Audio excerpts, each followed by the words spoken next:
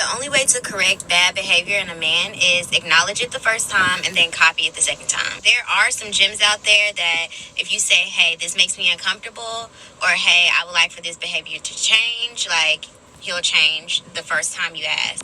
But there are some stubborn men. So say you're uncomfortable with your man being out past midnight. Acknowledge it the first time. Just say, hey, babe, this makes me a little uncomfortable. It would make me feel better if you came home by midnight. If he doesn't respect your boundary when you acknowledge it, then it's time for phase 2. Copy his behavior. Make him feel how you feel. So if he's out late and it makes you feel anxious and worried about his whereabouts, make him feel that same way. If he's out and it's midnight and you still haven't heard from him, find somewhere to go. Find something to do. Let him worry how you worry. And I promise you, that habit that you don't like, it'll stop. Okay, fellas, before I tell you how to handle this type of situation, if your lady is trying to do this, this is why this video is on Patreon. But first things first, this is why I don't really give advice to women, right? And not because I can't, but it's how they think. You have to understand that, okay, cool.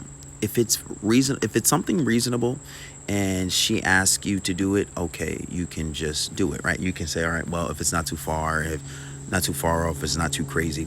But the problem with this is you trying to tell a grown man what to do. It's not the easiest thing to do in the world, right? Because he's a man. It's very hard.